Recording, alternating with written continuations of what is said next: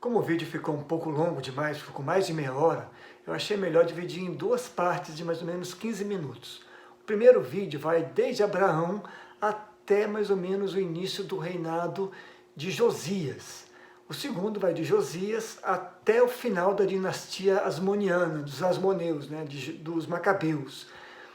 Se você por acaso tivesse tempo, quiser assistir só o que é mais importante, na minha opinião, é a parte que eu falo a segunda parte que eu falo de Josias e principalmente quando eu falo sobre o monoteísmo de Jesus Cristo. Essa parte é muito importante que você assista, tá bom? Obrigado. Olá! Neste vídeo eu gostaria de falar sobre a invenção do monoteísmo, né? Como é que nasceu, como é que surgiu a religião que tornou-se a base espiritual do Ocidente. A gente vai falar sobre os seguintes tópicos. Primeiro, sobre a monolatria no período pós-cativeiro egípcio. Segundo, a gente vai falar sobre a monolatria no período dos juízes e depois no período dos reis. Quarto, a gente vai falar sobre a monolatria no reino dividido. Em quinto lugar, a gente vai falar sobre Josias e a invenção do monoteísmo institucional. Em sexto lugar, a gente vai falar sobre a monolatria no período pós-exílio babilônico. E por último, sétimo lugar, a gente vai falar sobre o monoteísmo de Jesus. Então, introduzindo o nosso assunto, né? O monoteísmo ele não foi adotado com a revelação do Altíssimo de Melquisedeque para Abraão, quando Melquisedeque foi até Abraão e revelou quem era o Altíssimo. Não foi aí que o monoteísmo foi adotado. Também não foi adotado no período mosaico, né? Quando Moisés, depois de passar por tantas coisas, entrega a lei ao povo. Também não foi ali que foi adotado. Também não foi adotado no período dos juízes, também não foi adotado no período dos reis, do reino dividido. Quando isso aconteceu? Né? Quando é que aconteceu o monoteísmo que nós conhecemos como monoteísmo judaico? O que aconteceu? El. Bom, El era o nome de todo Deus ali do quarto crescente, que eram os cananeus, os jebuseus, os filisteus e mais tarde os árabes. Eram povos politeístas que chamavam suas divindades de Deus, de El. Inclusive, os judeus também são um povo dessa área. Também conheciam o seu próprio Deus como El. Uma das entidades mais populares daquela região era uma deusa chamada Ashera, ou Azera. Mas quem era Azera? Em 1975-76, o arqueólogo israelense Zeev Meshel encontrou em escavações nos sítios arqueológicos de Kuntilet Ajerud, a 50 km de Cades Barnea, 2 vasos cerimoniais destinados a rituais religiosos. Esses vasos foram datados de aproximadamente 800 anos antes de Cristo e foram catalogados como Fitos A e Fitos B. Fitos A traz a seguinte inscrição: diga a Jealel, Josafá abençoo-vos em Yavé de Samaria e sua Ashera, ou Azera.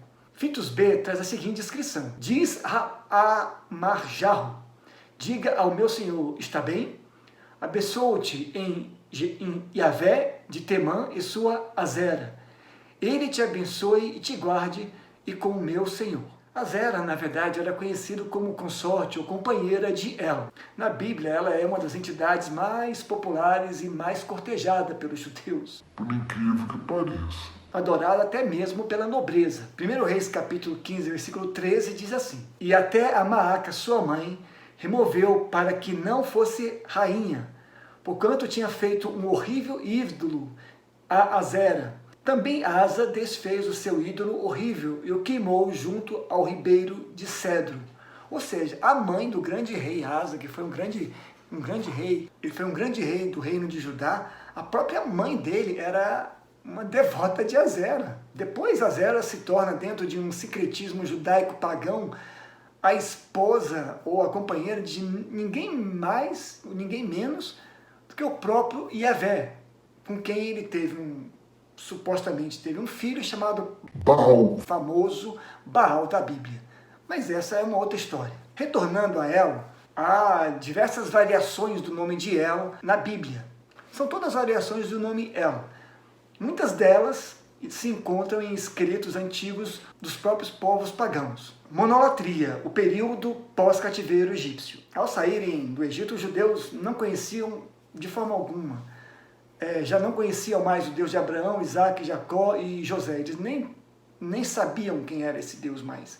Eles adotaram as entidades egípcias. Êxodo 32:4 nos diz assim: e ele os tomou das suas mãos e trabalhou o ouro com um buril e fez dele um bezerro de fundição. Então disseram: este é o teu Deus, ó Israel, que te tirou da terra do Egito.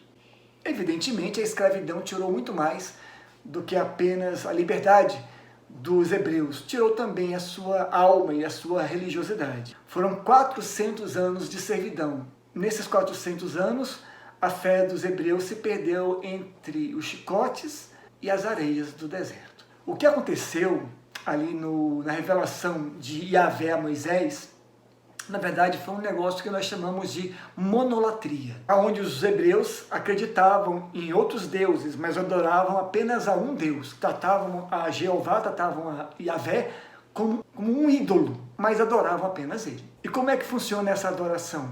Os pagãos faziam coisas para seus deuses, esperando de obter desse Deus benesses ou recompensas. E era isso que os hebreus até então faziam. Tratavam Deus como sendo uma entidade, uma divindade a mais, mas era a única que eles adoravam. Isso é interessante porque Deus se revelou de maneira espetacular, maravilhosa e única para o povo hebreu. Ele era totalmente diferente de todas as outras divindades, e até mesmo o que ele pede nos conhecidos 10 mandamentos tem pouquíssimo a ver com Deus e muito mais a ver com as pessoas. Mas aquele povo ainda era imaturo espiritualmente, pensava, sentia e agia com mente de escravo.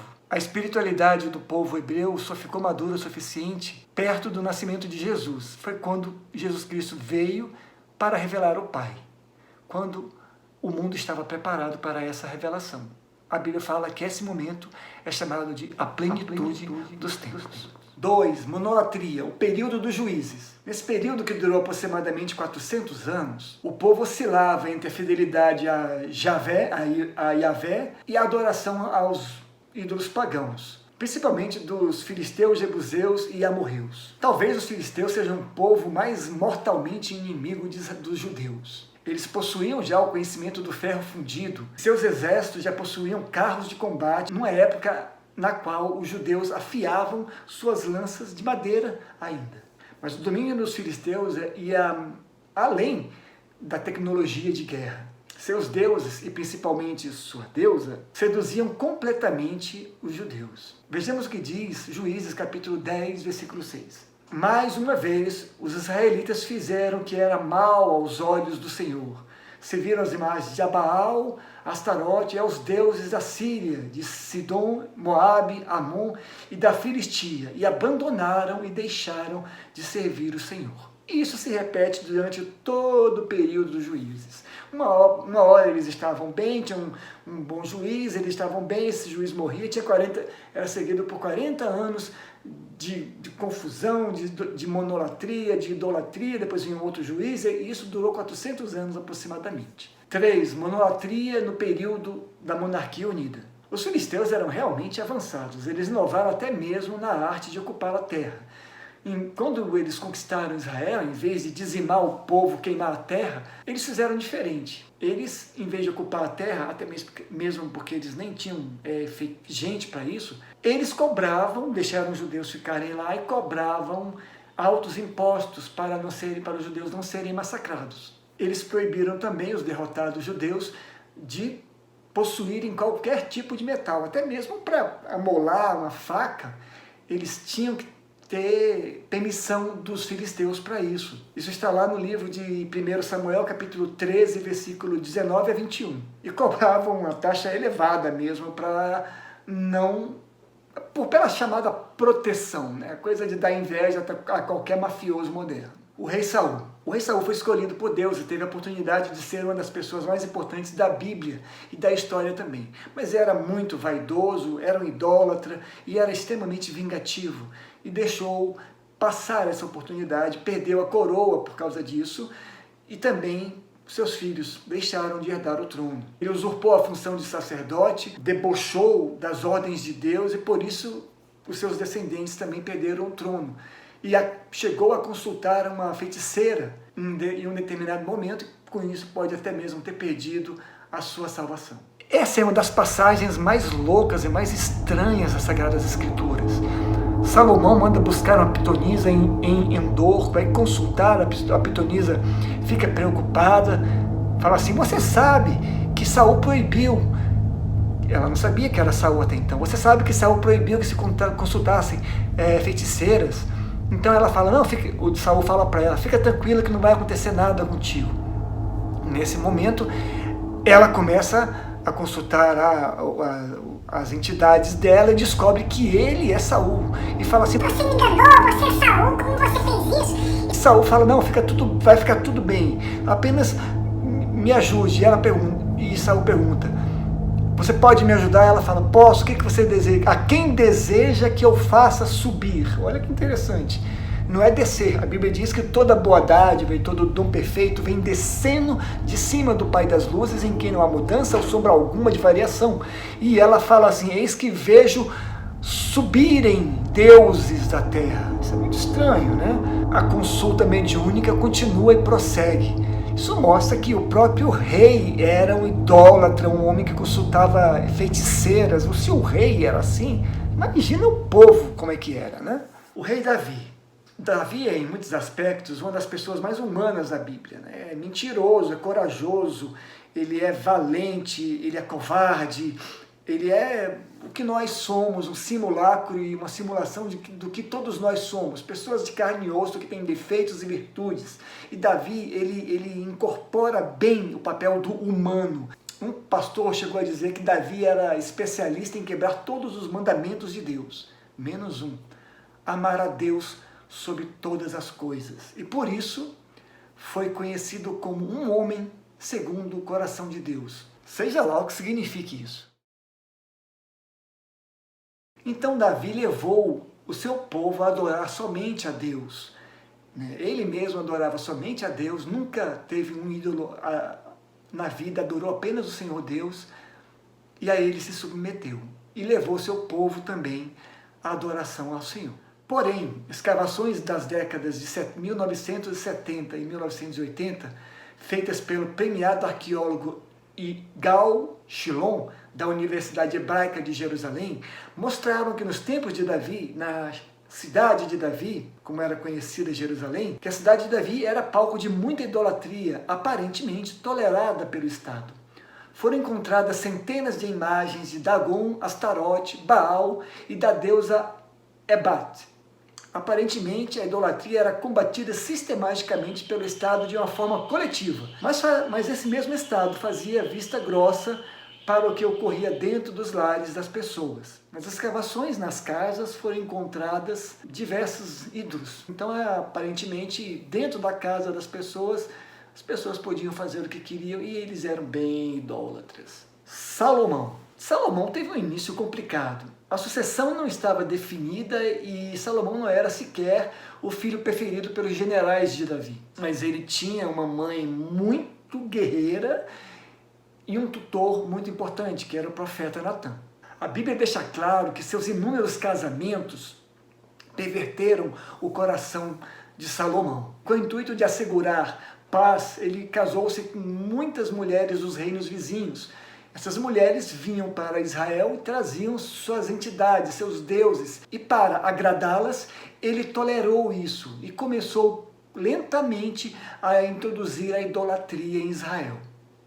1 Reis, capítulo 11, versículos 5 e 6, nos diz assim: Salomão adorou Astarote, a deusa dos Sidônios, e Moloque, o repulsivo deus dos Amonitas. Com isso, Salomão fez o que era mal aos olhos do Senhor, recusou-se a seguir inteiramente o Senhor, como seu pai Davi tinha feito. Ele não apenas construía templos, ele adorava essas entidades. Há uma teoria tão interessante quanto inacreditável que pode corroborar a existência de um reino davídico-salomônico. É a teoria do grande Israel egípcio, na qual a história de Israel é eminentemente egípcia.